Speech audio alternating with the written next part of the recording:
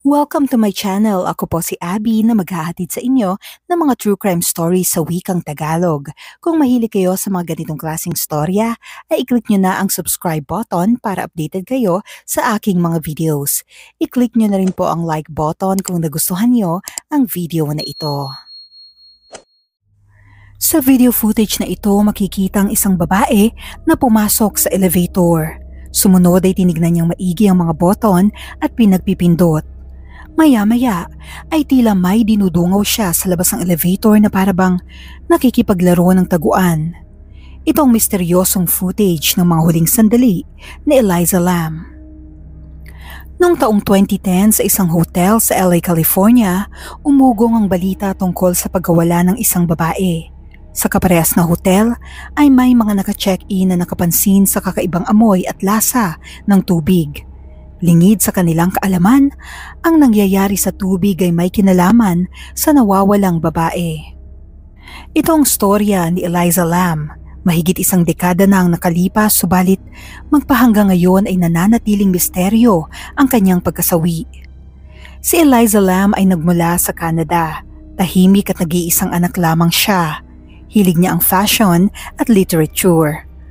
Ang mga magulang ni Eliza ay nagmula sa Hong Kong. Nakipagsapalaran sila sa Vancouver, Canada, kung saan sila nagtayo ng isang Asian restaurant. Teenager pa lamang si Eliza ay na-diagnose na siya na may bipolar disorder at depression. Bagamat sangkatutak na gamot ang iniinom ni Eliza dahil sa kanyang kondisyon, hindi ito nakakahadlang sa dalaga para mabuhay ng normal. Napapanatili niya ang pagiging kalmado, hindi siya nagiging bayolente, at hindi rin siya nakakaisip ng hindi maganda para sa sarili. Kapag naman di siya nakakainom ng gamot, nakakaranas siya ng hallucinations kaya nagtatago siya sa ilalim ng kanyang kama. Noong taong 2010, si Eliza ay 19 years old. Sinimulan niyang ibahagi kung paano niya nilalabanan ang kanyang kondisyon. Gumawa siya ng isang blog sa Blogspot na pinangalanan niyang Either Fields. 2 taon niyang patuloy na ina-update ang blog. Isa sa mga naitala niya ay tungkol sa 2 araw na nasa kama lamang siya habang kinasusuklaman ang sarili. Noong January 2012, pinost ni Eliza na kinailangan niyang i-drop ang karamihan sa mga klase dahil sa kanyang kondisyon. Dahil sa nangyari, pakiramdam ni Eliza ay nawawalan na ng direksyon ang kanyang buhay. Matindi rin ang kanyang pangamba na hindi maipagpatuloy ang pag-aaral dahil sa kondisyong ito. Makalipas ang 2 taon simula ng mag-blog, in-announce niya sa mga followers na hindi na niya ito ipagpapatuloy at gumawa na siya ng bagong blog sa Tumblr na iba namang platform.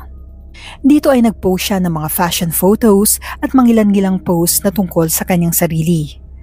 Pangarap ni Eliza ang makapagtapos ng pag-aaral at tuparin ang kanyang mga ambisyon sa buhay.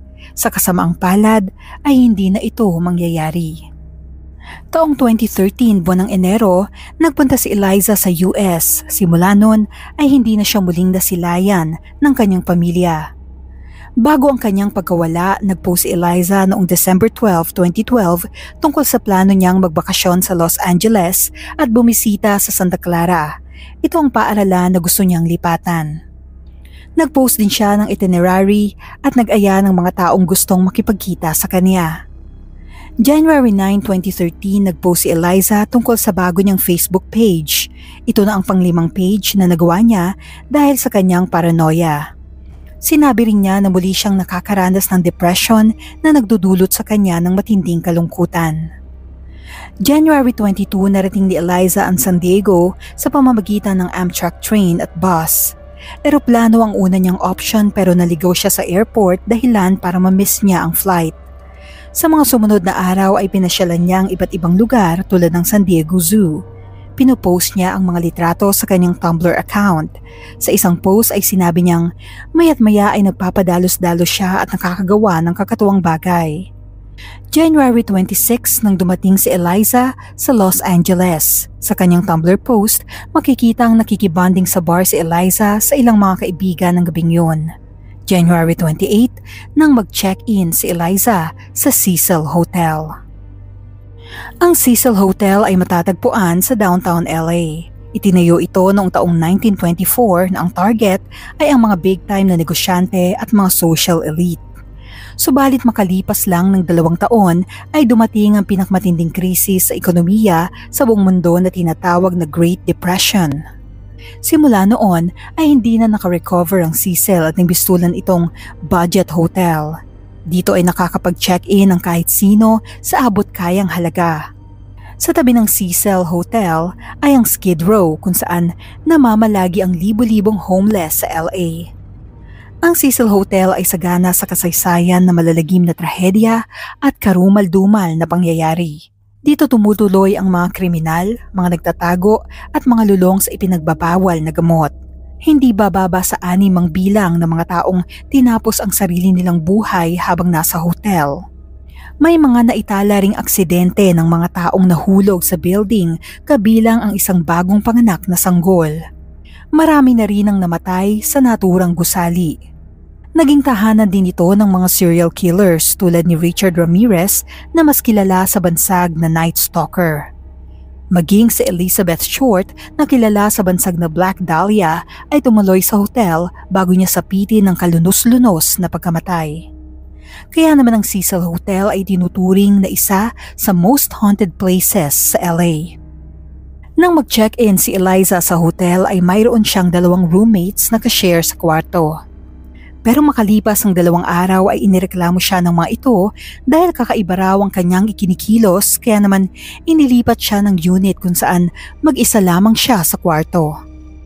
February 1 ang dapat sana'y huling araw ni Eliza sa hotel, subalit di na siya nakapag-check out at wala ring bakas ng dalaga sa loob at labas ng hotel.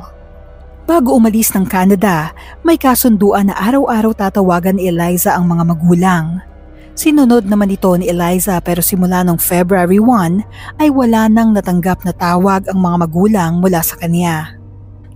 Agad nagtungo sa LA ang mga magulang at nag-file ng missing persons report sa LAPD.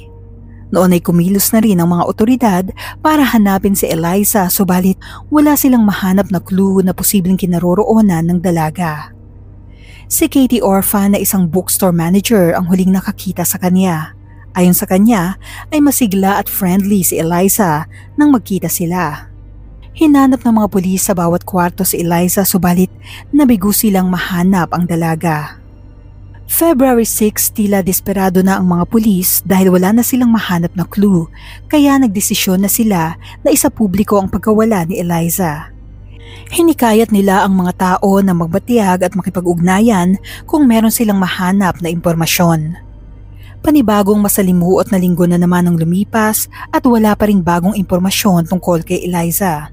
Dahil dito ay mas tumindi ang pag-aalala ng kanyang mga magulang. Hanggang noong February 14, nagkaroon ng malaking breakthrough ang kaso. Isang katakatakang footage ang na-retrieve mula sa security camera ng elevator ng hotel. Mabilis ding kumalat ang video sa buong mundo at nakakuha ito ng 3 million views at libo-libong comments sa isang Chinese platform na Youku. Sa video footage ay makikita ang isang babae na pumasok sa elevator. Sumunod ay tinignan niyang maigi ang mga button at pinagpipindot. Maya-maya ay tila may dinudungaw siya sa labas ng elevator na parabang nakikipaglaro ng taguan. Labas-masok din siya sa elevator at sa may pinto ay tila may kinakausap si Eliza. Naging malaking palaisipan sa mga pulis ang video na ito at ang kinalaman nito sa pagkawala ng dalaga. Hanggang noong February 9, isang malaking revelasyon ang tumambad sa kanila. Nakatanggap ng mga reklamo ang hotel tungkol sa kakaibang amoy at lasa ng tubig. Humina rin ang pressure ng tubig mula sa mga gripo. Dahil dito ay pinuntahan nila ang rooftop para tignan ang tangke ng tubig. Laking gulat nila nang makita nila sa tangke si Eliza Lam, palutang-lutang, walang saplot at wala ng buhay. Sa report na inilabas, aksidente ang pagkalunod ni Eliza dulot ng kanyang bipolar disorder. Subalit marami ang nakatutok sa kaso at di sila kumbinsido na aksidente ang nangyari dahil sa madaming kadahilanan. Una dito, ang mga guest ay walang access sa mga hagdan at pinto ng rooftop. Tanging ang mga staff lamang ang nakakaalam ng passcodes at may hawak ng mga susi. Ang puwersahang pagbukas ng mga pinto ay magti-trigger sa alarm.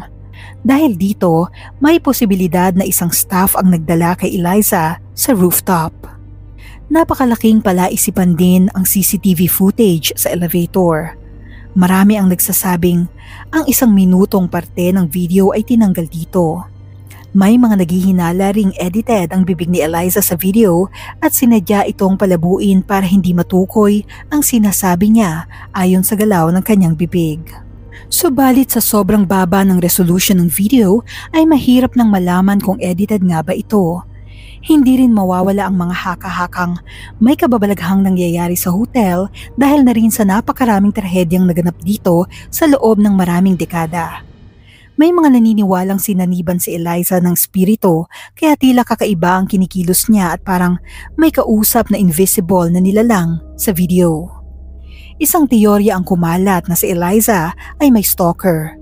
Sinundan siya nito sa hotel para tapusin at kinaladkad papunta sa rooftop para itago sa lugar na hindi siya matatagpuan. At ito ay ang tangke ng tubig. Ang teoryang ito ay nabuo base sa isang post ni Eliza sa Tumblr kung saan sinasabi niyang ang pagiging prangka niya o kawalan ng pigil sa pagsasalita ay ang magpapahamak sa kanya. May mga post din siya na nagsasabing lalabas siya ng gabi at sana ay walang creeper na lumapit sa kanya. Senyales na posibleng may nakaaway o nakaalitan siya sa hotel. Subalit walang makitang ebidensya na makapagpapatunay sa mga teoryang ito. Hindi kinakitaan si Eliza ng mga senyales tulad ng galos o kahit anong marka ng pananakit.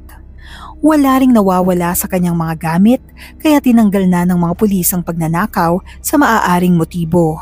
Siniyasat din nila ang lahat ng mga CCTV footage sa hotel at napatunayan nilang walang kahit sinong tao sa paligid ng elevator nung oras na naroon si Eliza. Ang mga staff ay wala ring napansin na kasama o kausap ni Eliza sa loob ng hotel.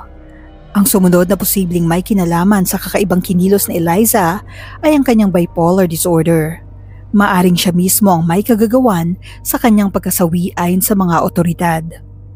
Subalit ayon sa bookstore manager na si Katie Orphan, nakita niyang namili ng pasalubong ang dalaga para sa pamilya sa Canada, indikasyon na may balak siyang umuwi sa kanyang tahanan. Buwan ng Hunyo taong 2013, inilabas ang full toxicology report kay Eliza. Dito ay nakalahad na walang kahit anong substance ang natagpuan kay Eliza maliban na lamang sa mga gamot na nireseta sa kanya. Nauna nang nireport na limitado ang mga ebidensya dahil hindi sapat ang nakuhang blood samples mula sa biktima. Walang foul play na nangyari ayon sa report ng mga otoridad. Aksidente ang dahilan ng pagkahulog ni Eliza. Maaaring pagkahulog niya sa tangke ay di na siya makabalik dahil mababa ang tubig para maabot ang tuktok nito.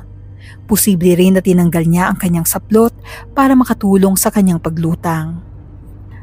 Ayon sa maintenance staff ng hotel, hindi madaling mapuntahan ang tangke ng tubig nang walang nakakapansin. Una ay kailangang mag-elevator hanggang 15th floor.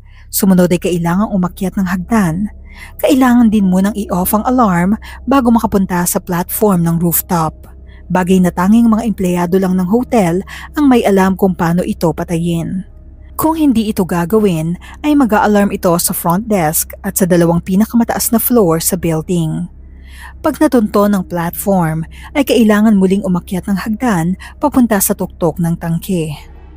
September 2013, nag-file ng demanda ang mga magulang ni Eliza laban sa hotel dahil sa kapabayaan. Nagdemand sila ng kaukulang halaga para sa nagastos sa damages at pagpapalibing ng anak. Sa kasamaang palad ay na-dismiss ang kaso. Hanggang sa ngayon ay malaking palaisipan at walang malinaw na eksplanasyon sa tunay na sinapit ni Eliza. Ano sa palagay niyo ang nangyari sa kanya?